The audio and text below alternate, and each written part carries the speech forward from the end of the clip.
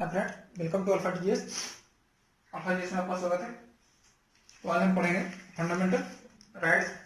जैसा कि पिछले क्लास में हमने पढ़ा था,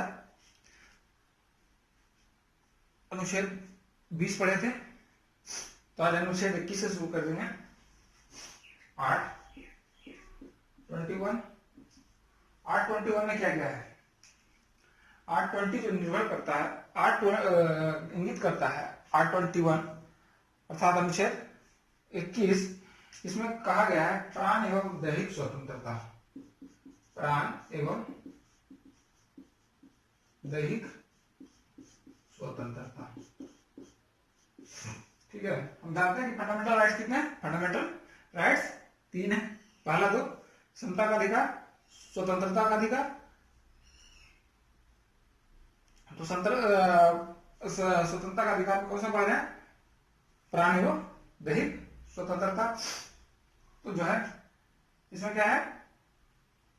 प्राण एवं दैहिक स्वतंत्रता से क्या समझते हैं?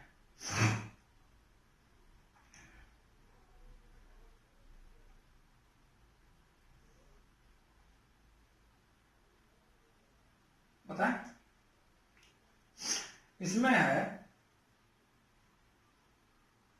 प्राण एवं दैहिक स्वतंत्रता। प्राण की स्वतंत्रता का व्याख्या अगर किया जाए तो हम कहेंगे कि व्यक्ति के प्राण यानी शारीरिक जो है बंधनों से बंधा न हो तथा मानवीय सम्मान दिया गया हो, या उसे जो है शारीरिक कष्ट दिया जाने वाला स्वतंत्र, शारीरिक कष्ट से छुटकारा दिया जाने वाला स्वतंत्रता को करेंगे, ठीक है। तो इसका जो है सबसे पहले अगर मामले की बात करें तो गोपालन मामले जो है 1950 में, गोपालन पहला जो है गोपालन मामले 1950 में आया था। इसमें उच्चतम न्यायालय ने क्या होता है अनुच्छेद 21 में जो है व्यवस्था किया था। इसके तहत जो है मनमानी कार्यकारी प्रक्रिया के विरुद्ध जो है सुरक्षा उपलब्ध कराया गया, न कि विधानमंडल प्रक्रिया के विरुद्ध। नहीं समझे? इसमें जो है सर्वोच्च न्यायालय ने यह व्यवस्था किया था कि इसमें मनमानी कार्यकारी जो है प्रक्रिया के विरुद्ध जो है हमें सुरक्षा प्रदान करता है। अगर विधानमंडल है तो उसके विरुद्ध नहीं कर सकता। अगर हम जो है हमारे संविधान को जो फंडामेंटल ड्यूटीज प्रदान करता है, या जैसे हमारा जो फंडामेंटल राइट्स है उसको फंडामेंटल राइट्स के तो हमारा अगर फंडामेंटल राइट्स से किसी का अगर फंडामेंटल राइट का हनन होता है तो उसके विरुद्ध भी कार्रवाई की जा सकती है। यानी विधानमंडल ये प्रक्रिया के विरुद्ध हुआ तो इसलिए जो है हमें प्राण एवं दैहिक स्वतंत्रता नहीं प्रदान करता, बल्कि जो है मनमानी प्रक्रिया के विरुद्ध हमें यह स्वतंत्रता प्रदान करता है। इसका मतलब ये कह सकते हैं कि राज्य जो है प्राण एवं दैहिक स्वतंत्रता के अधिकार को कानूनी तौर पर रोक सकता है, ठीक है।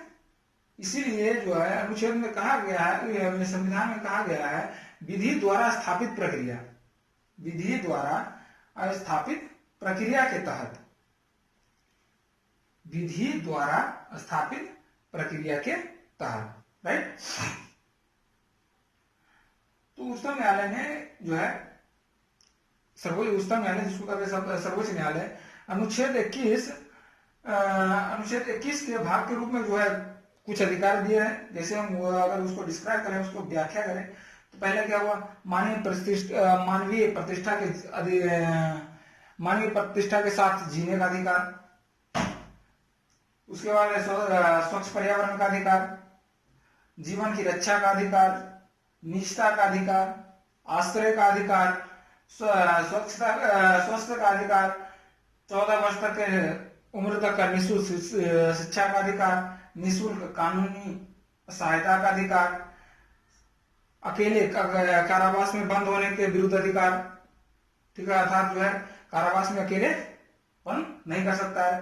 त्वरित सुनवाई का अधिकार, हथकड़ी लगाने के विरुद्ध अधिकार, अमानवीय व्यवहार का अधिकार, देर से फांसी के विरुद्ध का अधिकार, विदेश यात्रा करने का अधिकार, बंधुआ मजदूरी के विरुद्ध अधिकार, हिरासत में शोषण का अधिकार, आपातकालीन चिकित्सा सुविधा का अधिकार, सरकारी अस्पतालों के समय सरकारी अस्पतालों में जो है उचित इलाज का अधिकार जो है, राज्य से बाहर जाने का अधिकार, निष्पक्ष सुनवाई का अधिकार, कैदी के जीवन की आवश्यकताओं का अधिकार, महिलाओं के साथ आदर और सम्मान पूर्वक व्यवहार का अधिकार, सार्वजनिक फांसी के विरुद्ध अधिकार, जैसा कि अभी अब जो है अरब कंट्री में है, सार्वजनिक स्थानों पर फांसी दिया जाता है या मौत की सजा सुनाई जाती है।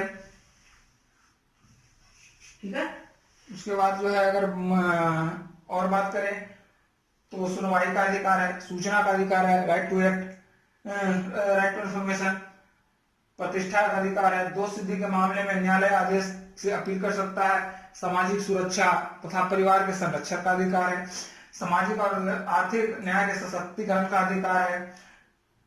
ठीक है, जीवन पॉलिसी का विनियोग का अधिकार है, स्वयं का अधिकार है।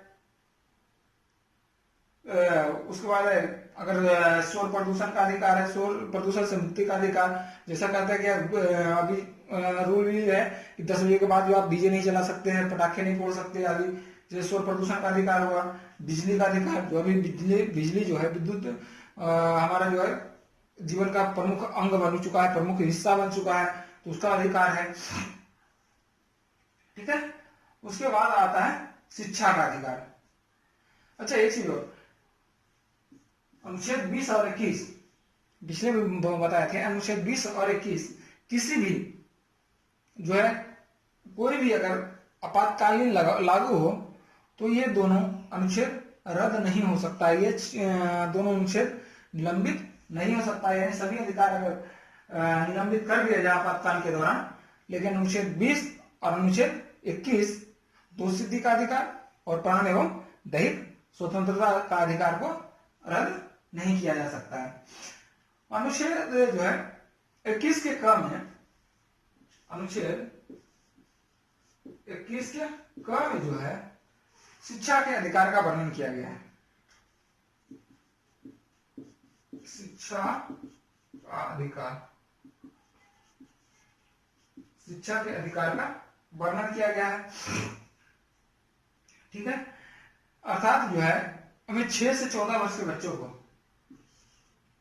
6 से 14 वर्ष के बच्चों तक को जो हमें है निःशुल्क शिक्षा प्रदान करने का अधिकार दिया है। अर्थात जो है सेकेंडरी स्कूल तक, सेकेंडरी स्कूल तक जो है हमें मुफ्त शिक्षा का व्यवस्था कराया गया है। सेकेंडरी स्कूल तक, नॉर्मल सेकेंडरी स्कूल तक मुफ्त शिक्षा ही होता है। सेकेंडरी के बाद अगर जाता है सीनियर सेकेंडरी, तो उसमें हमें कुछ फी वगैरह देना पड़ता है, जबकि जो है हमारा सेकेंडरी स्कूल तक हमारा मौलिक अधिकार है, हमारा फंडामेंटल राइट है शिक्षा के लिए।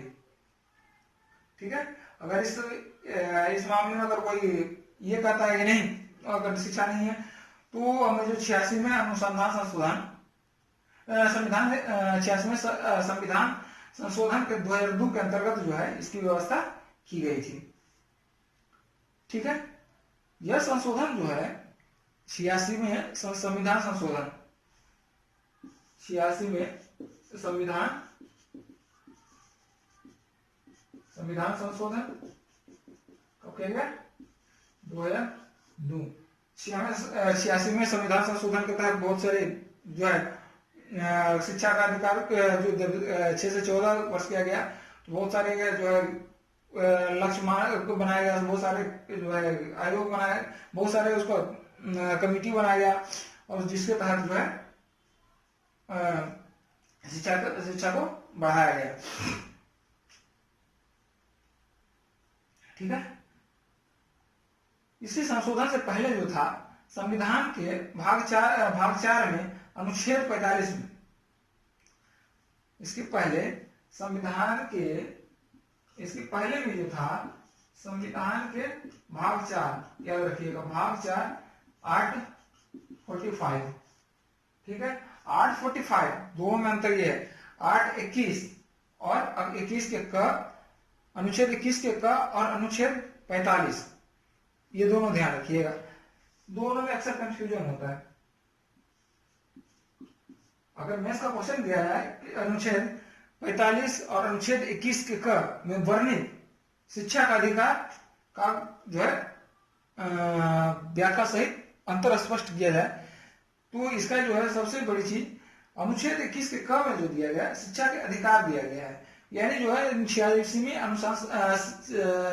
86वें है संविधान संशोधन के तहत जो 2002 में शिक्षा को व्यापक रूप से बढ़ाने के लिए जो है शिक्षा के स्तर को बढ़ाने के लिए हमें संशोधन किया गया है और उसमें अनुच्छेद जोड़ा गया है और उसमें 6 से 14 वर्ष के बच्चों का निःशुल्क शिक्षा की व्यवस्था की गई है। ठीक है, और इसमें जो है अनुच्छेद 45 में भाग 4 के अनुच्छेद 45 में जो है बच्चों को निःशुल्क एवं अनिवार्य शिक्षा की व्यवस्था की गई है। बच्चों का निःशुल्क एवं अनिवार्य जो है शिक्षा की व्यवस्था की गई है। ठीक है, इससे जो है राज्य के जो है किसी भी राज्य के 14 वर्ष की आयु तक 14 वर्ष की आयु पूरी करने तक सभी बच्चों को निःशुल्क और अनिवार्य शिक्षा देने का जो है प्रयास करेगा, देने का काम करेगा ये सभी राज्य में। इसमें किसका वर्णन है अनुच्छेद 45 में। ठीक है,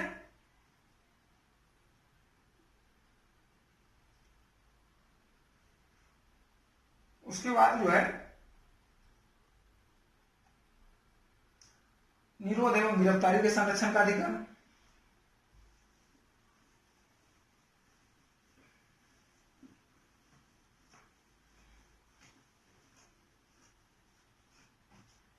निरोध एवं गिरफ्तारी से संरक्षण का अधिकार। इसमें क्या है, अनुच्छेद 22 में कहा गया है कि अगर किसी व्यक्ति को गिरफ्तार किया जाता है तो उसके पहले वारंट जारी होता है। अगर वारंट जारी ना हो तो व्यक्ति को गिरफ्तार न किया जा सकता है। हिरासत दो प्रकार का, अगर व्यक्ति को हिरासत में लिया जाए तो दो प्रकार का होता है, एक कठोर होता है और एक निवारक होता है। एक व्यक्ति को दंड करता है जिसने आविष्कार को स्वीकार कर लिया है, जिसे कहते हैं दंड विषयक, और दूसरा जो होता है अदालत उसे जो है अदालत उसे दोषी करार दिया, उसे दंडित किया गया है। और निवारक वह कहलाता है जिसका जो है बिना सुनवाई को अदालत में दोषी ठहराया जाए, बिना सुनवाई के अदालत में दोषी ठहराया जाए। तो इससे क्या होगा कि हमें जो है इसे निरोध का जो है अधिकार प्राप्त कर निरोध एवं गिरफ्तारी के संरक्षण करता है। अर्थात जो इसको कह सकते हैं कि अगर व्यक्ति को बिना दोषी करार दिए दोषी ठहराया जाए, बिना सुनवाई किए दोषी ठहराया जाए, यह उचित नहीं है। इसका उल्लंघन किसमें होता है, अनुच्छेद 22 के तहत उल्लंघन होता है। ठीक है, अनुच्छेद निवारक में क्या होता है, सिर्फ शक के आधार पर जो है गिरफ्तारी किया जा सकता है।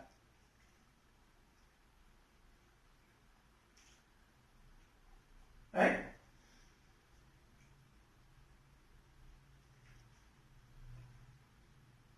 हाँ, कोई दिक्कत?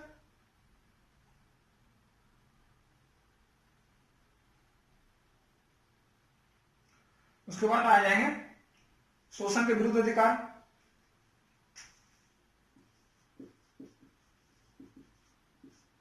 शोषण के विरुद्ध अधिकार। ठीक है, शोषण के विरुद्ध का अधिकार का वर्णन इसका हो गया अनुच्छेद 22, अनुच्छेद 23। ठीक है, शोषण के विरुद्ध अधिकार। शोषण के विरुद्ध के अधिकार में आता है मानव शोषण के विरुद्ध अधिकार में जो आता है, पहला आता है मानव दुर्व्यापार,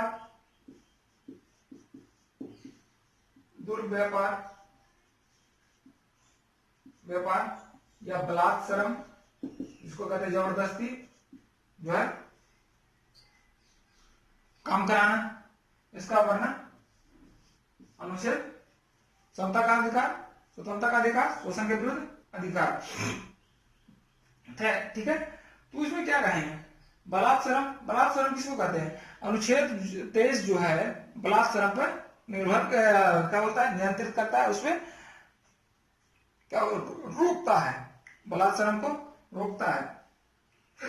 इसका बलात्श्रम से क्या मतलब समझते हैं, पहले बलात्श्रम को समझते हैं फिर मानव दुर्व्यवहार को समझते हैं। ठीक है, बलात्श्रम, बलात्श्रम वो होता है जिसको हम कहते हैं बेगार। ठीक है, बेगार अर्थात जो है, बेगार किसको कहते हैं, अगर वो ग्रामीण क्षेत्रों से हो तो वो समझेंगे कि बेगार जो होता है बिना पैसे लिए, बिना मजदूरी के लिए या बिना मेहनताना लिए, जिसे जो है जबरदस्ती में काम कराया जाए या बिना पारिश्रमिक दिए काम कराया जाए, तो उसे क्या कहेंगे, बेगार कहेंगे, बेगार, बेगार। अच्छा, कोई है जो भी क्या बोलता है, बिना मेहनताना लिए कोई काम करना चाहेगा, नहीं करना चाहेगा, तो उसे कैसे कराएंगे, जबरदस्ती कराएंगे, यानी बलपूर्वक ही उसको क्या करेंगे, उस पर काम करवाएंगे, यानी बलपूर्वक के साथ ही हम उसे श्रम करवाएंगे। और इसके अलावा तो कोई उपाय नहीं है, क्योंकि कोई भी मेहनताना लिए जो है श्रम करेगा नहीं, तो इसके लिए क्या करेगा, वो बलात्श्रम का उपयोग करेगा और उसे बेगार के नाम से जानेंगे। और हमारा अनुच्छेद जो है यही बलात्श्रम को नियंत्रित करता है। ठीक है, इसके लिए जो है बेगार को दूर करने के लिए हमें न्यूनतम मजदूरी का क्या होता है निर्धारित की गई है। न्यूनतम, अगर न्यूनतम जो है दैनिक मजदूरी ना दिया जाए, उससे कम मजदूरी दिया जाए तो भी वह बलात्श्रम के अंतर्गत आएगा। बंधुआ मजदूर है तो भी क्या बोलता है, बलात्श्रम के अंतर्गत आएगा। बंधुआ मजदूर प्राचीन काल में जो था, भारत आजादी से पहले जो था, बंधुआ मजदूर का प्रथा बहुत तेजी से चल रहा था। जमींदारों के यहाँ कोई कर्ज ले लेता था तो जो उसके बदले में उसके यहाँ बंधुआ मजदूर, यानी बिना पारिश्रमिक के जो है काम करना पड़ता था, तो उसे बंधुआ मजदूर कहते थे। उसके यहाँ रह कर कहीं मजदूरी करना पड़ता था, उसको छोड़ के नहीं जा सकते थे। बंधुआ मजदूर का उन्मूलन जो हुआ 1976 का जो है गैर कानूनी करार दिया गया। 1976 में बंधुआ मजदूर को 90 जो है गैर कानूनी करार दिया गया और इस जो है इसको खत्म किया गया। न्यूनतम मजदूरी अधिनियम 1948 को एक आता है, बंधुआ मजदूरी हो गया 1976 के अधिनियम के तहत। बंधुआ मजदूर बहुत इंपॉर्टेंट है। 1948 न्यूनतम मजदूरी, ठीक है। और 1976 के अधिनियम के तहत एक और करार दिया गया। क्या करार दिया गया? पारिश्रमिक समान, बंधुआ मजदूर को खत्म किया गया। समान पारिश्रमिक क्या होता है, समान मजदूरी जिसको कहते हैं, समान मजदूरी का बात की गई, ठीक है। उसके बाद जो है 1970 में ठेका श्रमिक को खत्म किया गया। ठेका श्रमिक ये नहीं कि ठेका पे है तो हम उसी के यहाँ करेंगे, ऐसा कुछ नहीं है, उसको जो है हटाया भी गया। उसके बाद आते हैं हम मानव दुर्व्यवहार या दुर्व्यवहार। मानव दुर्व्यवहार से क्या समझते हैं?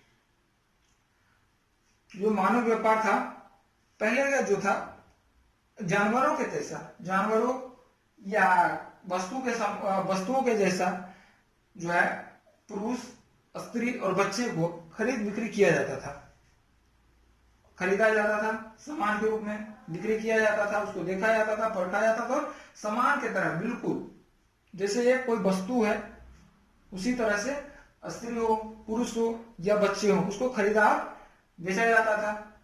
इसका जो मानव दुर्व्यापार का जो खत्म किया गया 1956 के तहत मानव दुर्व्यापार को समाप्त किया गया, इसे अवैध घोषित किया गया, इसे पूर्णतः खत्म किया गया, इसे अनैतिक घोषित किया। ये अपने जो है दैनिक जीवन में नैतिक नहीं होता है। ये अपने दैनिक जीवन की अगर बात करें तो यह बहुत ही बेकार चीज है और बहुत ही शर्मनाक चीज है कि मानव को व्यापार के रूप में करना, किसी को बेच देना, किसी को जो है स्त्री हो पुरुष हो बच्चे को अलग करना, ये अपने जो है समाज को शोभा भी नहीं देता।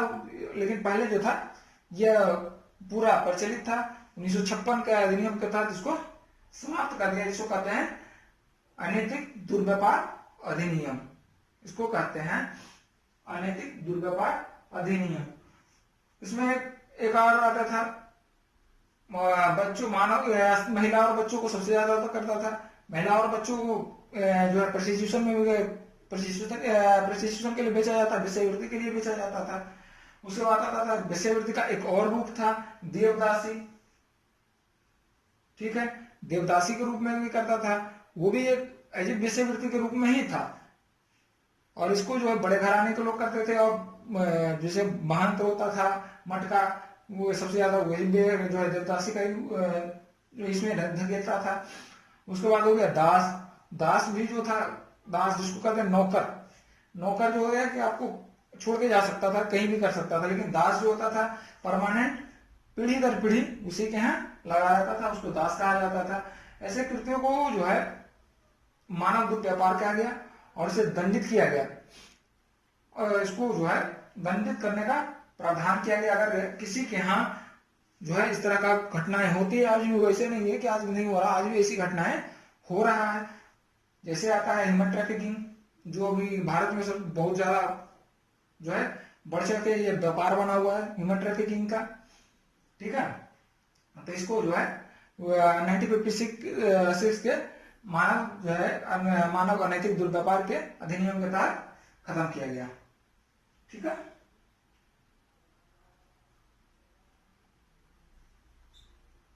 उसके बाद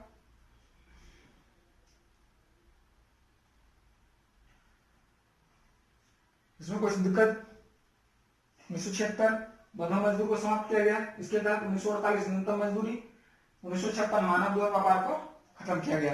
अनुच्छेद 23 जो है निर्धारित करता है, खत्म करता है मानव दुर्व्यापार और बलात्कार पर प्रतिरोध करता है, यानी उसको रोकता है, निषेध करता है। ठीक है, फिर आता है कारखानों आदि में बच्चों का नियोजन।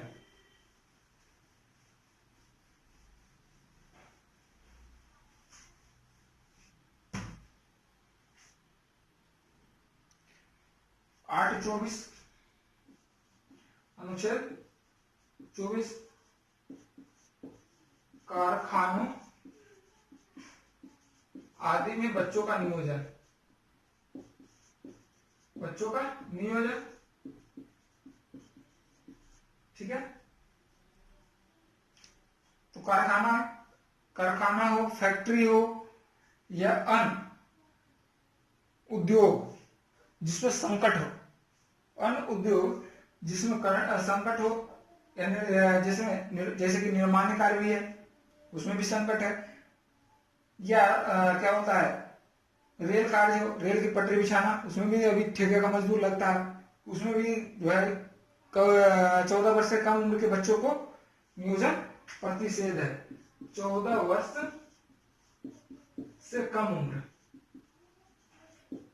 के बच्चों का जब नियोजन निषेध है, क्योंकि हमारा जो सरकार रहता है 6 से 14 वर्ष के बच्चों का क्या है वो निःशुल्क शिक्षा उपलब्ध कराता है। जब यहाँ शिक्षा उपलब्ध कराएगा तो नियोजन कर सकते हैं, नहीं कर सकते हैं। तो सीधा तात्पर्य है कि 14 वर्ष के बाद जो है इसे संकट में कार्य संकटपूर्ण कार्यों में जो है इसे संलग्न किया जा सकता है। अगर यह जो है कोई भी इसको जो है तोड़ता है, इस कानून को तोड़ता है, इस कानून की अवहेलना करता है, तो इसका जो है अनुच्छेद 24 में प्रतिषेध करता है, अनुच्छेद निषेध करता है और उसे दंडित करने का जो है प्रावधान बनाता है। यह जो है बाल श्रम निषेध अधिनियम 1986, बाल श्रम निषेध अधिनियम, निषेध एक्ट जो है 1986 जो है उसके जो है जब बाल श्रम निषेध एक्ट बना तो इसमें जो है अनुच्छेद 24 में और जो है तेजी आया, जिसमें जो है बालक को पहले कारखानों में नियोजित किया जाता था, इसी के तहत बालकों को जो है नियोजन नहीं किया गया। खान अधिनियम 1952 के तहत ही जो है इसका नियोजन प्रतिषेध कर दिया गया था। ओके,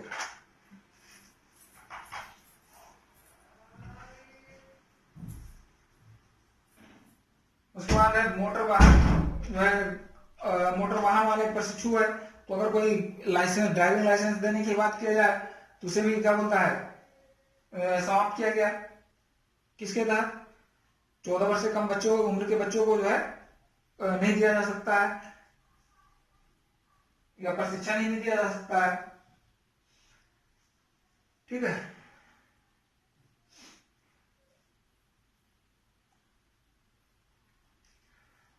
तो बाल श्रम संशोधन जो है सबसे इंपॉर्टेंट रहा। बाल श्रम संशोधन 2016, बाल श्रम संशोधन अभी जो लेटेस्ट है बाल श्रम संशोधन 2016, ये जो है 1986 को संशोधित करके इसका जो है बाल श्रम को बाल एवं किशोर श्रम अधिनियम बना दिया गया। 1986 को बाल श्रम निषेध एक्ट को जो है बाल एवं किशोर श्रम अधिनियम बना दिया गया। इस अधिनियम के तहत जो है संशोधन वो हुआ, लेकिन वही है 14 वर्ष से कम उम्र के बच्चों को सभी व्यवसाय, पहले था कारखानों संकटमय संकटपूर्ण जो है काम है उसमें है, जैसे घर बनाना आदि में जो है या कोयले के खान आदि में काम करना, तो इसका जो है निषेध था। लेकिन जब बाल श्रम संशोधन अधिनियम 2016 लागू किया गया तो इसके तहत जो है 14 वर्ष से कम आयु के बच्चों को सभी व्यवसाय सभी जो है प्रक्रिया में रोजगार निश्चित कर दिया। अर्थात जो है 14 वर्ष से कम आयु के बच्चों को जो है किसी भी हालत में किसी भी रूप में किसी भी रोजगार में जो है लगाया नहीं जा सकता है। किसी भी जो है किसी भी तरह से, जैसे अब दुकान में भी है 14 वर्ष से कम उम्र के बच्चों को वहां भी नहीं लगाया जा सकता है। आप जो है अगर ऑफिस है तो वहां भी नहीं लगा सकता है। अगर आपके घर में मेड के रूप में 14 वर्ष से कम बच्चों को जो लगाते हैं, बहुत सारे हैं जो लगाते हैं, वहां भी निषेध है। ठीक है, पहले यह निषेध जो था 18 व्यवसाय पर था, और लेकिन ये जो उसको बढ़ा करके 65 पर कर दिया गया। ठीक है, 65 व्यवसाय जैसे पहले सब था, दुकान हो घर हो कोई भी हो, उसमें हम निषेध कर दिए। ठीक है, तो इस अधिनियम के तहत जो है इस संशोधन 2016 संशोधन आया, तो इसके तहत जो है अगर कोई भी व्यक्ति जो है इसका उल्लंघन करता है, अनुच्छेद 24 का उल्लंघन करता है, तो उसको जो है 6 माह से, अनुच्छेद को 24 को अगर कोई उल्लंघन करता है तो इसको 6 माह से 2 वर्ष तक का सजा मिल सकता है। 6 माह से 2 वर्ष का सजा मिल सकता है, या 20,000 से 50,000 रुपए तक जुर्माना, 20,000 से 50,000 तक का जुर्माना, या जो है दोनों अगर यह अपराध को दोबारा पुनः दोहराया जाए, एक बार जो दंडित किया गया और पुनः अगर दोहराया जाता है किसी के द्वारा, तो यह जो है सजा फिर जुर्माना की बात नहीं होता है, फिर यह सजा 1 से 3 वर्ष का हो जाता है। यह सजा जो है 1 से 3 वर्ष का हो जाता है। राइट, अर्थात जो है अनुच्छेद 23 और 24 जो है बहुत इंपॉर्टेंट है। इसे मेंस के रूप में भी अगर जाने तो जो है बहुत इंपॉर्टेंट है। एसएसबी अगर एसएसबी जाए, एनडीए का हो या सीडीएस का एसएसबी हो, तो ही फंडामेंटल राइट्स का जो है बारे में पूछा जाता है। ठीक है, और आगे चलते हैं। इसे अनुच्छेद 23 और 24 को खास करके ध्यान से जो है पढ़ें। वैसे तो फंडामेंटल ये राइट्स यहाँ जो है इंडियन कॉन्स्टिट्यूशन पॉलिटी जो है पूरा पूरा पढ़ने योग्य है, पूरा जो है। वैसे भी अगर एग्जाम के व्यू से ना भी देखा जाए या कोई भी एग्जाम के व्यू से देखा जाए तो भी जो है काफी महत्वपूर्ण पूरा चैप्टर है, खास करके फंडामेंटल राइट्स, फंडामेंटल ड्यूटीज, ठीक है। उसके बाद president, prime minister, cabinet minister आदि जो है, फिर स्टेट में आ जाइए गवर्नर आदि, जो काफी महत्वपूर्ण चैप्टर है और काफी इससे क्वेश्चन पूछा जा चुका है, पूछा जाता है। अगर प्री की बात किया जाए सीएससी की, तो इसमें 14 से 15 क्वेश्चन अगर हर साल का जो है प्री एग्जाम का पूरा उसका निष्कर्ष निकाला जाए तो 14 से 15 क्वेश्चन, चाहे 2010 से लेके 2019 तक का पेपर देखें तो सारे में 14 से 15, 14, 15, 16, 17, 14, 15, 16, 17, 14, 15, 16, 17 एवरेज निकाले तो 14, 15 का एवरेज आएगा, ठीक है। तो आगे हम पढ़ेंगे अनुच्छेद 24 समाप्त। अब आएंगे अनुच्छेद 25। उसमें आता है पहले धर्म की स्वतंत्रता, धर्म की स्वतंत्रता, अनुच्छेद 25 से 28 तक। धर्म की स्वतंत्रता में कौन कौन सा आता है? पहले 825 के तहत, 825 के तहत क्या कहता है? 825 के तहत कहता है किसी भी धर्म को मानने का या आचरण का या प्रचार करने की स्वतंत्रता का अधिकार प्रदान करता है। किसी भी धर्म को अंतःकरण करने का, मानने का, आचरण करने का यानी पूजा पाठ जिसको कहते हैं, या प्रचार करने का अधिकार प्रदान करता है, राइट। वो अंतःकरण करने का स्वतंत्रता किसको कहते हैं? किसी व्यक्ति को उसको भावनाओं को, उसके भगवान को, रूपों को अपने ढंग से मानने का अधिकार है।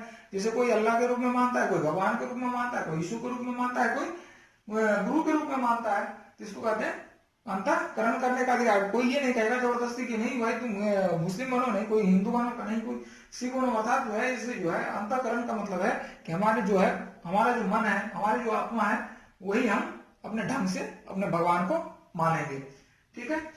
अब धर्म को मानने का अधिकार है कि धार्मिक विश्वास और आस्था को सार्वजनिक स्थान पर बिना भय के जो है घोषणा कर सकते हैं। यानी जो है सार्वजनिक स्थानों पर कहीं भी जाएंगे तो अपने जो है बिना भय के, बिना डर का हम कह सकते हैं कि नहीं हम हिंदू हैं, हम मुसलमान हैं, हम सिख हैं, हम ईसाई हैं, ये हैं, वो हैं, कह सकते हैं, ठीक है। लेकिन ये नहीं है कि क्या बोलता है कोई कहते हैं कि नहीं तुम ये सार्वजनिक स्थान पर क्यों कह सकते हो, तुम यहाँ नहीं कह सकते, तुम अपने घर में कहो। नहीं, हम अपने जो है धर्म को कहीं भी मान सकते हैं, अपने धर्म को कहीं भी बोल सकते हैं। आचरण का अधिकार बोले तो धार्मिक पूजा परंपरा अभी बताएंगे, सबको पूजा करना है। कोई मंदिर में करता है, कोई इसमें मस्जिद में करता है, कोई गुरुद्वारा में करता है, तो कोई गिरजाघर में करता है। इसी तरह जो है सबको अलग अलग मानने का अधिकार है। उसी तरह से प्रचार करने का अधिकार, प्रचार प्रसार अपना जो धर्म को अलग अलग तरीके से जो है प्रचार प्रसार करते हैं, ठीक है। यह अधिकार जो है भारतीयों के अलावा सभी गैर नागरिक जो भी है, जो घूमने आते हैं उसको भी है, जो टूरिस्ट होते हैं उनको भी है। ऐसा नहीं है कि जो है अगर इंडिया में आया तो वो टूरिस्ट क्या है उसको क्रिश्चियन है तो भाई वो हिंदू मानेगा, नहीं। उसको जो है गैर नागरिकों को भी प्राप्त है कि नहीं, अगर तो आप जो है हिंदू हैं, अगर आप क्रिश्चियन हैं तो आप अपने तरीके से करिए, आप मुसलमान हैं तो आप अपने तरीके से कीजिए, आप हिंदू हैं तो आप अपने तरीके से कीजिए। ऐसा नहीं है कि सबको अलग अलग तरीके से करें, आप अपने तरीके से स्वतंत्र हैं। उसी के तहत जो है 825 के तहत ही बहुत इंपॉर्टेंट है, सिखों को जो है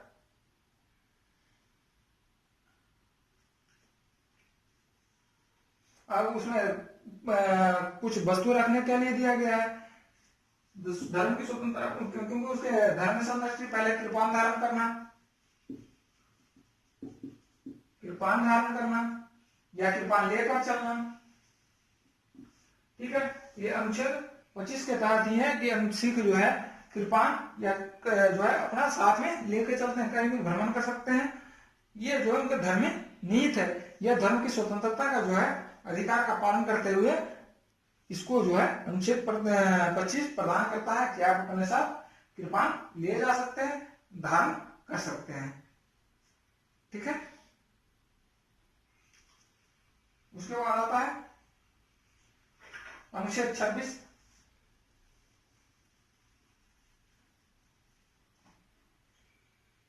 क्वेश्चन भी आ चुका है कि सिख जो है किस आर्ट के तहत कृपान धारण करते हैं, किस आर्ट के तहत उनको कृपान धारण करने तथा साथ में ले जाने का अधिकार प्राप्त है। तो अनुच्छेद 25 के तहत वो इसमें क्या है, धर्म का धर्म को मानने का अधिकार है, क्योंकि धर्म जो मानता है तो उसको कृपान रखने का अधिकार धर्म से ही संबंधित है। तो इसे धर्म की अवहेलना नहीं किया जा सकता, धर्म के अधिकार को अवहेलना नहीं किया जा सकता, और अनुच्छेद 25 जो है उसको प्रदान करता है। राइट, अब आता है अनुच्छेद 26। अनुच्छेद 26 क्या कहता है, धार्मिक कार्यों में प्रबंध की स्वतंत्रता, धार्मिक कार्यों में प्रबंध की स्वतंत्रता।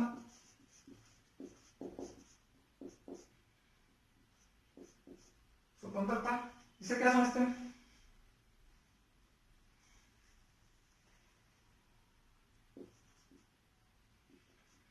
धार्मिक कार्यों में प्रबंध की स्वतंत्रता।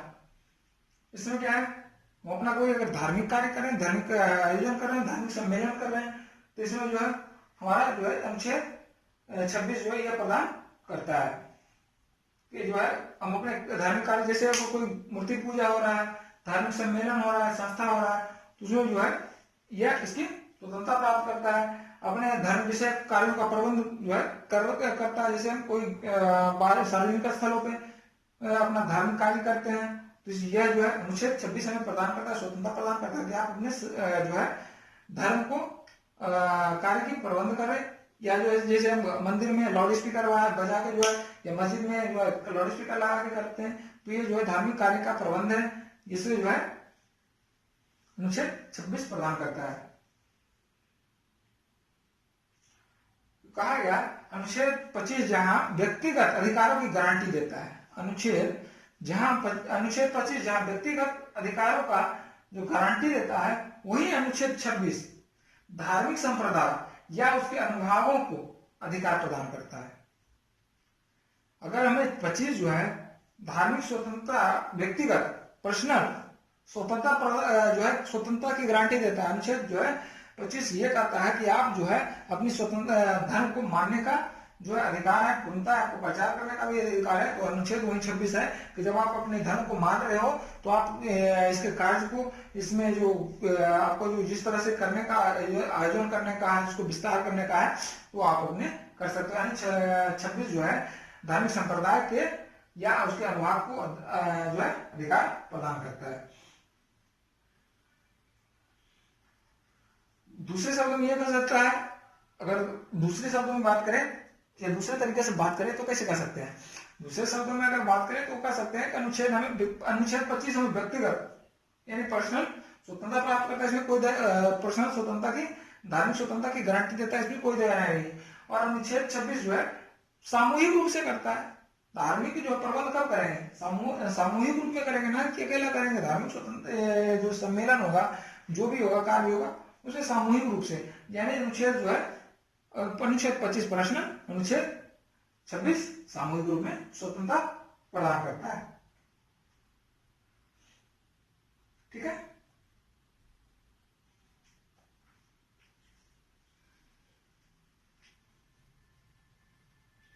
अच्छा, अब धार्मिक संप्रदाय के जो है उसमें समूह को उसके लिए उस समय ने ये व्यवस्था कर दी कि भाई अब समुदाय में है, तो ऐसा नहीं है कि मुस्लिम है तो जैसे मुजाहिदीन हो गया तो वो कहता जिहाद हो गया, ISIS का जिहाद है, तो ऐसे वो नहीं करता। वो करता है यह व्यक्ति को समूह होना चाहिए जिनका विश्वास तंत्र संविधान के ऊपर हो,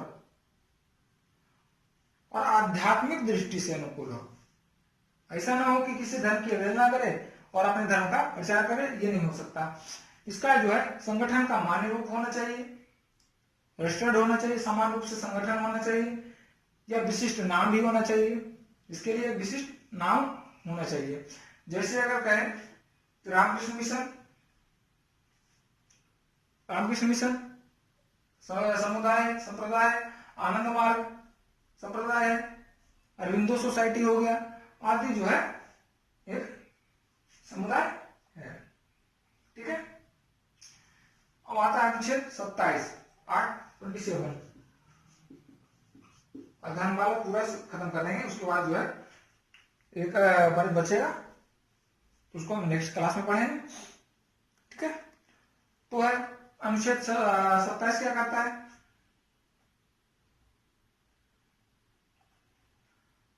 उसमें धर्म की अभिवृद्धि एवं करों के समुदाय में स्वतंत्रता, धर्म की अभिवृद्धि के लिए करों के समुदाय से स्वतंत्रता,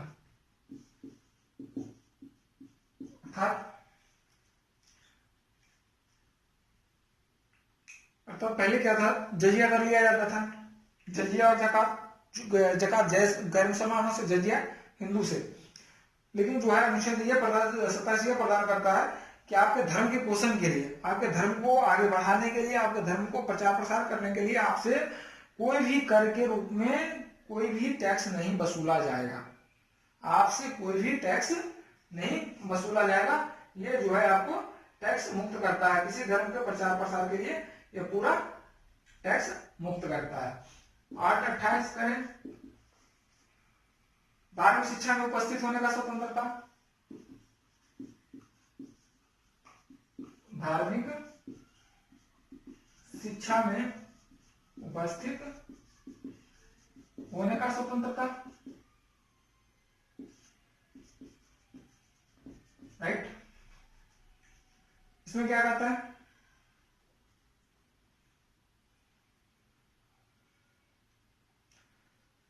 एक तो कहता है अनुच्छेद 28 में यह कहा गया कि आप जो है किसी भी धार्मिक शिक्षा में उपस्थित हो सकते हैं, बट ये नहीं है कि आप सार्वजनिक स्कूल है उसमें आप धार्मिक शिक्षा दे सकते हैं।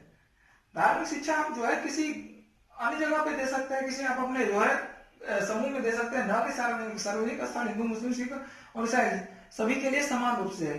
अगर जो है आप धार्मिक शिक्षा लेना चाहते हैं धार्मिक तौर पे, तो वो अपने आप जो है समुदाय या समूह में क्या होता है ले सकते हैं।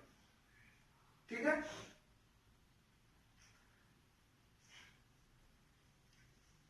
धार्मिक शिक्षा जो है वो नहीं प्रदान कर सकता है। जैसे ऐसा संस्थान जिसका पूरा रख रखाव जो है राज्य सरकार करता है या राज्य करता है, ऐसा संस्थान जिसका जो है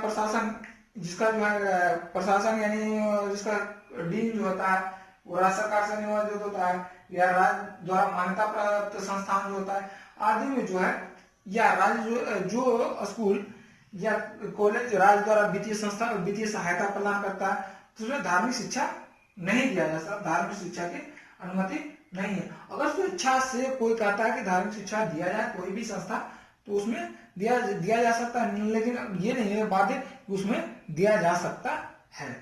ठीक है। उसके बाद है अगला पढ़ेंगे, बचेगा शिक्षा एवं संस्कृति का अधिकार। और कौन सा बचेगा? संवैधानिक उपचार का अधिकार। 2 फंडामेंटल राइट बढ़ जाएगा जो हम आगे पढ़ेंगे। ठीक है। अच्छा, जो भी जो है स्टूडेंट मैथ पढ़ना चाहते हैं या आसपास में जो है मैथ पढ़ना चाहते हैं, एसएससी बहुत इंपॉर्टेंट है। जो एसएससी बैंक के लिए बैंक की तैयारी कर रहे हैं, रेलवे की तैयारी कर रहे हैं, ये एयरफोर्स वगैरह की तैयारी कर रहे हैं, वनडे एग्जाम की तैयारी कर रहे हैं, तो जो है ऑनलाइन क्लास से जुड़ सकते हैं।